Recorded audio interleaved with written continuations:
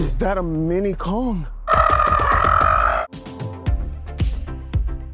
Hey, welcome back to ScreenCrush. I'm Ryan Airy, and this is all of the Easter eggs, references, and little things you might have missed in Godzilla x Kong: The New Empire. Now, the MonsterVerse now spans over 10 years, and this is the 6th live-action project. And guys, I'll be honest, this is one of our favorites so far. It was so much fun and loaded with so many Easter eggs from past movies. And if you need a little refresher on the MonsterVerse history and timeline, be sure to check out our recap. And now, let's get into it. We open on Hollow Earth, where we see a pack of new Titans. Using the Godzilla x Kong action figures, we identified these as wart dogs, and they might be related to Annie's dog from the Skull Island animated series. Kong defeats them by setting a trap. Now, this is important because it shows that he is not as dominant in Hollow Earth as he was on Skull Island. On Skull Island, Kong was the apex predator. The whole reason Kong and Godzilla fought was because there can't be two Alpha Titans. The only thing that even came close to hurting Kong on Skull Island was this giant squid in the skull crawlers after he was gravely injured. He was basically untouchable. But in Hollow Earth, he's more vulnerable. He might be the king, but he doesn't tower over every species anymore. He has to be smarter now. Then, when he catches a wart dog, he rips it in half and bathes in the blood, which was awesome, by the way. And look, its blood is green. Most Titans either feed off radiation or are radiation resistant. So it's possible that the blood is green because it's radioactive. Now, it could also be a reference from Dusk Till Dawn by Quentin Tarantino and Robert Rodriguez. In that movie, Tarantino used green blood because I knew there would be vampire blood all over the place, and it would be the color red in particular that would get you an S. NC-17. Yeah, an NC-17. And I will say, this is the most brutal MonsterVerse film yet. It would make sense if they would fend off an R rating with some green blood. As he's eating his wart dog dinner, we see a crocodile-sized Titan who reminded me of the lizard Titan fondly coined Titanus Doug on Twitter. Hey, that's me. Yep, and you're just as scary, buddy. High five. Then we cut to Dr. Eileen Andrews. Now, a quick rundown on her. She was the lead scientist on Skull Island. She also supervised Kong's transportation from Skull Island into Hollow Earth and revived him after he lost his fight with Godzilla. The last time we saw her, she was overseeing the new Monarch observation point in Hollow Earth. She says that Earth and Hollow Earth are linked. It isn't just one planet on top of another. They're constantly affecting one another. Now, we actually first saw this in Monarch: Legacy of Monsters. In that show, they discover a new part of Hollow Earth called the Axis Mundi. They even say, different pieces of home, different pieces of their world, all put together like a patchwork quilt. She also mentions that Kong and Godzilla exist in harmony because they have two different territories, which is the agreement they came to at the end of Godzilla vs. Kong. This land is your land, and this land is my land. And then another Titan emerges in Italy. This is Skyla, who we saw in King of the Monsters and in the graphic novels Godzilla Dominion and Godzilla x Kong: The Hunted. In fact, in The Hunted, we actually see the lead up to this fight. Skyla is attacking nuclear power plants in the hopes of absorbing enough radiation so that she can challenge Godzilla. The novel even ends with Skyla and Godzilla charging at each other in Rome. Person, why are there so many Titans fighting? Didn't Godzilla only emerge like 10 years ago? Actually, this movie takes place in 2029, so it's been 15 years since the events of the first Godzilla. And there's been so many emergences in that time because of global warming. In King of the Monsters, we find out that Titans are part of the Earth's natural defense system. So, as the Earth continues to heat because of man-made climate change, more and more Titans are unleashed. We are the infection. But like all living organisms, the Earth unleashed a fever to fight this infection. The Titans. Now, Godzilla is the apex predator on Earth, so he's always fighting other Titans and putting them back into dormancy. But each time they emerge and fight, they pretty much destroy a city in the process. But that's not realistic. Governments would never let global warming continue if it was causing disasters.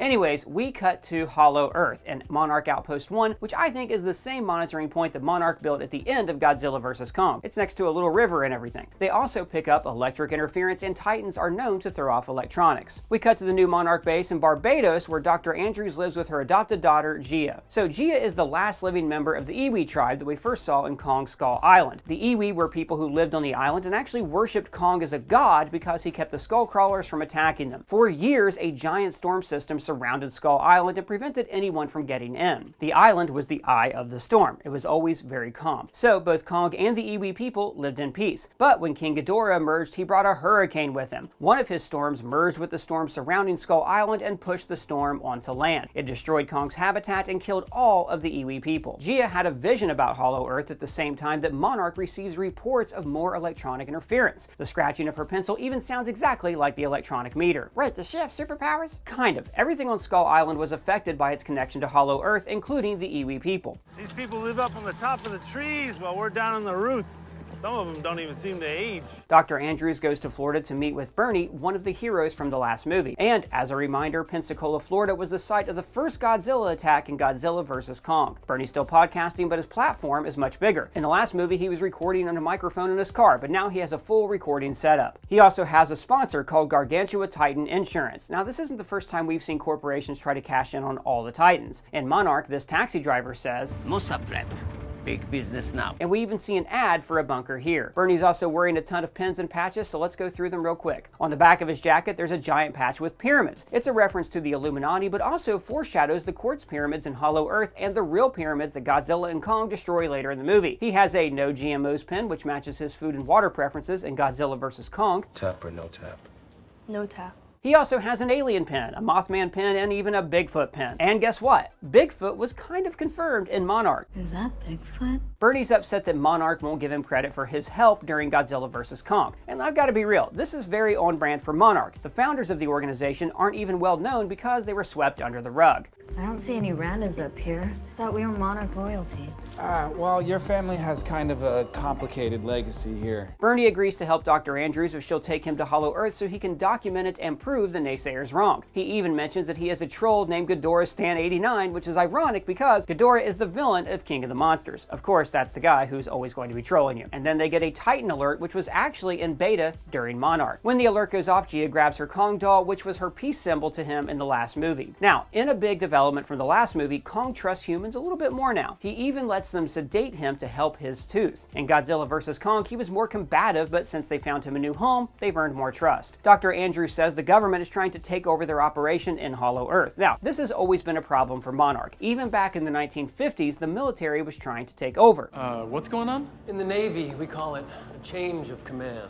And in King of the Monsters, the movie opens with Monarch on trial. But we still haven't heard one good reason why Monarch shouldn't fall under military jurisdiction. They go into Hollow Earth in these new and improved HEAVs, similar to the ones that Apex used. I also love that even in these expensive heaves, they still deal with all the pressure and light distortion that Monarch dealt with back in the 1960s. On the surface, Godzilla attacks a nuclear power plant. Now, this is actually a callback to the first Godzilla when the Muto attacked a power plant to absorb its energy. Wait, so is the whole area just totally radioactive now? Actually, no. Since the Titans eat the radiation, this keeps the radiation levels in the area very low. However, the Titans themselves are radioactive, so their footprints are still very radioactive. We even see that in the original 1954 Godzilla. When Kong goes to investigate this new area of Hollow Earth, he brings his trusty axe. So Kong made this in Godzilla vs. Kong, and the blade is actually made from the spine spike of Godzilla's ancestor. That also explains why it glows blue when Kong jumps into the new cavern. It's reacting with the atomic particles in the quartz. And then Kong comes across a baby ape, Suko. And of course, this little adorable baby immediately bites the shit out of Kong.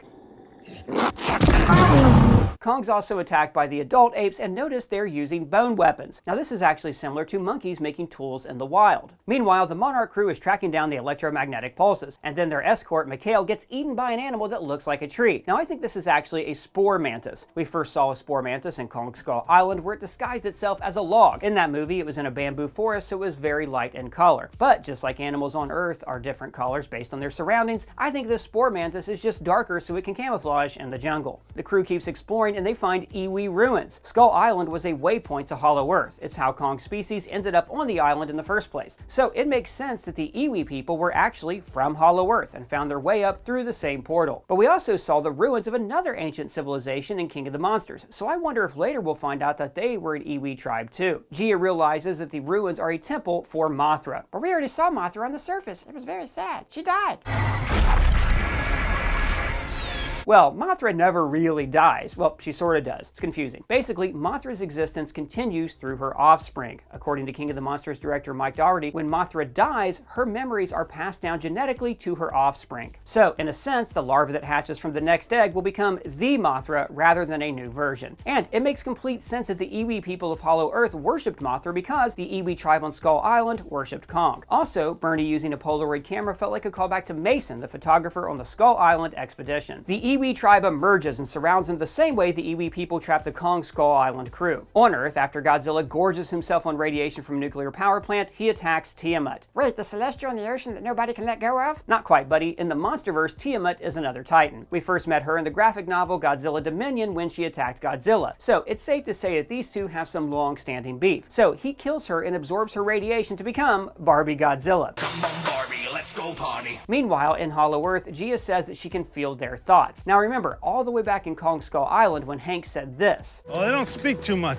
I'm so glad they finally paid that off. They didn't speak because they were always speaking telepathically. Everyone else thought they were selectively mute, but in reality, they had their own language that no one else could understand. Been here as long as I have, you start to understand. Dr. Andrews points out all the unmapped vortexes on the surface, just like the ones that we saw in Monarch. I wonder if these follow the same map from that show. So the Iwi sent out a beacon asking for help using electromagnetic pulses, which is very similar to what Dr. Keiko did in Monarch. I reconfigured the emitter tube to send out a directional gamma ray pulse to let you know where I was. The Iwi tells Gia about the history of Hollow Earth and how war broke out between the great apes and the Titans. Now we've seen part of this history before. At the end of King of the Monsters, there's hieroglyphics depicting apes versus Godzilla. We knew their rivalry went really far back, but we never knew how it started. It's actually a bit sad because Kong's ancestors and Godzilla's ancestors probably weren't fighting originally, but more on that in just a second. Soku leads Kong to his tribe and they cross over this massive Muto skeleton. I mean, Kong is smaller than its head. I have no idea what kind of Titan this is, but I hope we get to see a live version of it someday because this thing would be gigantic. It would easily dwarf King Ghidorah. Finally, we see this second tribe of apes. Now they are in a sad situation and also not interested in being friends with Kong. But shouldn't they all get along? I mean, they're all the same. Not so fast. Now we've got to talk about the differences between gorillas and chimps. So Kong is based on gorillas. He looks like a gorilla and he also beats his chest like a gorilla. Now gorillas can be violent, but they aren't known to be very aggressive unless provoked. That's how Kong acts. He doesn't start fights, but he's gonna finish them. Scar King and his tribe, however, are based on chimps, and chimps are menaces. They are very aggressive and violent even when unprovoked. Within the ape species, chimpanzees have the most intra-species violence and they even coordinate attacks. Yes, chimps are literally animal soldiers. And remember how the Iwi leader said that just one great ape led his tribe against the surface? Well, if Scar King's tribe is also chimps, then the gorillas probably never went to war with Godzilla. Godzilla and Kong's rivalry is based on a fight that they never had. And then finally, we see Scar King, and notice how his eyes are blue. Now I wonder if that's an effect of the radiation he endured during his fight with Godzilla. Also, I love how they gave Scar King this artillery band of bones to look cool, but then they actually made it useful. He uses it as his whip to control Shimu. Kong and Scar King fight, and of course, Kong wins. Now this makes total sense because in real life, gorillas are way bigger than chimps, and in a 1v1, chimps don't stand a chance. But then Scar King brings out Shimu. Shimu is a brand new Titan created by Legendary. I love her design and the power so much, and I think she's based on Japanese mythology. She's covered in quartz, and in Japanese mythology, quartz was created by the breath of a white dragon. She doesn't really look like a dragon though. Well, maybe not like a Game of Thrones dragon, but she's built exactly like a bearded dragon. Plus, I bet her breath turns into quartz when it unfreezes, which would explain why there is so much quartz in this area of Hollow Earth. Also, I don't care that she's a giant monster. It hurt my heart to see Scar King controlling her. How did he control her? Well, all that quartz she has in her, that's the same quartz the Iwi people were using as an electrical conductor. And it matches the quartz blade at the end of Scar King's whip. My guess is that when Scar King points his blade at her, it acts as a conductor and shocks her. Back at the Iwi tribe, Trapper tries to convince Bernie to not post the Iwi on the internet because they won't survive contact with the outside world. And he's kind of right, because the Iwi on Skull Island were destroyed because of humans. Remember, King Ghidorah didn't emerge naturally. A group of eco-terrorists woke him up. And on top of that, what brought his storm to Skull Island was Monarch opening a vortex to Hollow Earth. The Iwi tribe of Skull Island would still be alive if it wasn't for humans messing with the monsters. Kong goes to Trapper for some Titan vet work and then goes to the surface to get Godzilla. He emerges in Cairo, which is also the location of another Titan, Sekhmet. Also, Godzilla hears Kong's roar all the way from Gibraltar. For reference, that's a 9-hour flight. Kong tries to explain, but of course, it's not a Godzilla Kong movie without at least one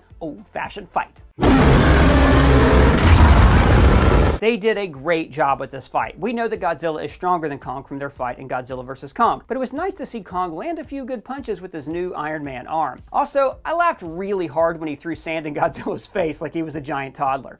Pocket sand. Meanwhile, Gia unleashes Mothra, who immediately puts a stop to all that tomfoolery. Boy, Boys, what are you doing? The Iwi use their electromagnetic science to turn off gravity, and then we get this awesome zero-gravity fight between these 4 titans. I loved how Godzilla literally let him ride on his back into battle. It's a great way to show how they're working together instead of fighting. Remember, in Godzilla vs. Kong, Kong jumps on his back to strangle him, and it's ultimately how Godzilla won. So they're both trusting each other here. Godzilla is trusting Kong to not choke him, and Kong is trusting Godzilla to not body slam him. I also like the little detail that Godzilla can withstand Shimu's ice breath better than Kong. Think about it. Godzilla is swimming through freezing water all the time. He has some cold resistance. The gravity turns back on and they all fall through this portal. So the new portal leads them to Rio, which, you guessed it, is the resting spot of another Titan. Behemoth, who we briefly saw in King of the Monsters, resides in Brazil. My guess is that every single one of the known Titans is very near a Hollow Earth portal. It was also great to finally get a sense of scale for Scar King. Like, I love Hollow Earth because it looks cool, but it makes it difficult to see how big these Titans actually are. When I first saw him on the beach, I was shocked by how large he was. Also, notice this wave that Shimu freezes as they emerge. This would have been a tsunami, like the tsunami that Godzilla caused in Hawaii all the way back in 2014. So she kind of did them a favor by freezing the water. I understand how she frees the water, but how did she freeze the sky? Well, I think that her ice breath reached all the way up to the atmosphere. She literally created her own snowstorm. Now, this final fight is so much fun. In Godzilla vs. Kong, they were using their strengths against each other, and even in the final Mechagodzilla fight, they didn't combine their powers. But here, they fight as one. Like, I love how Kong throws Scar King to Godzilla and then he tail slams him back. I also thought it was a great choice for Shimu to ultimately kill Scar King. Not just because neither Kong nor Godzilla usurped each other, but because after watching that poor Titan get abused, I really wanted to see her get her revenge. And I'm not gonna lie, I found the ending heartwarming. I was too happy to see Kong finally get a family, and Godzilla going to bed in the Coliseum, I mean, he's basically a giant cat.